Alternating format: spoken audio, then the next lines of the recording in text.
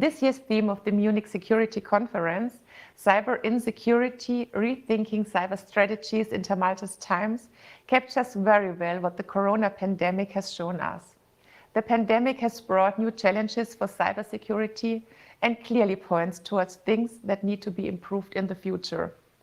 The Federal Criminal Police Office, for example, classifies the threat situation on the internet as persistently high due to the large number of activities shifting into the digital space during the pandemic. In 2019, the German police authorities already registered a new high of around 100,000 cyber crimes in total. Data from 2020 will be equally bleak once they are finalized. Likewise alarming is the fact that 75% of German companies are victims of data theft, industrial espionage or sabotage online. We are facing new challenges in the cyberspace. But is this a reason to bury our heads in the sand, as the Germans would say? Ladies and gentlemen, absolutely not. On the contrary, now is the time to evaluate existing cyber strategies and, when necessary, adapt them to new challenges with commitment, courage, and foresight, just as your theme suggests. Germany must not remain stagnant in the situation.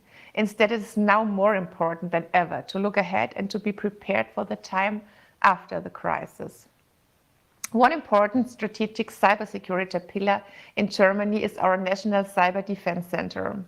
Since its foundation in 2011, the center has become the central cooperation, communication, and coordination platform for authorities responsible for cyber matters, providing us with every valuable support. Our colleagues at the center provide not only the latest and comprehensive cybersecurity picture, but also bundle strategic assessments. By coordinating operative and interdisciplinary casework, the center makes an indispensable contribution to national cybersecurity and the federal government's ability to act. At the end of last year, the Cabinet passed the IT Security Act 2.0, which contains regulations on protecting the federal administration, critical infrastructures, other companies in the special public interest, and consumers. The law was now recently adopted in Parliament, so from my point of view, we are well prepared for the future. But cyber threats and our cyber defense forces represent only one cornerstone in the vast area of digitization. Looking ahead, we must also ask ourselves how we intend to meet the challenges of digital transformation as a whole.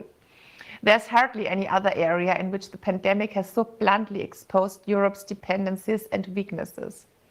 Europe must compare itself with the US and China if we want to remain globally competitive in the future.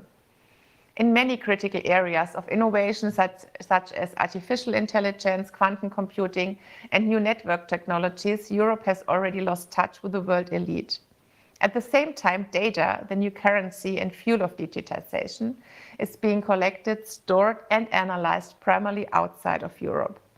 For this reason, the German Chancellor, together with Denmark, Finland, and Estonia, has issued an urgent appeal which many other EU countries have now joined. It's time for Europe to strengthen its digital sovereignty together and strategically addresses this issue. For us, digital sovereignty does not mean that Europe has to be able to do everything, but rather that Europe is aware of its strengths and weaknesses, that we use our full digital potential while minimizing strategic deficits.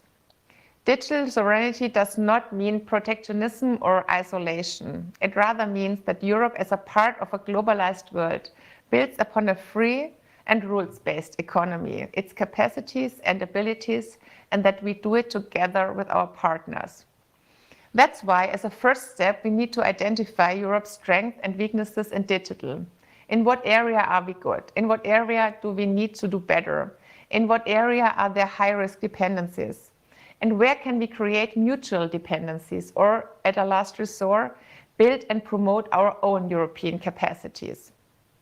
In a second step, we need a specific action plan on a European level. So this plan, of course, also needs to consider cybersecurity aspects. Digitization has fundamentally changed the way we live and we conduct business. and it continues to do so. This also requires a new way of thinking in business, in administration, but also with regard to the challenges for security strategies in a digital world. Creating the new is what is needed here with creativity and a pioneering spirit, and I'm convinced that we can achieve a great deal together. Thank you very much for the conference. Thanks for having me, and greetings from the Chancellery.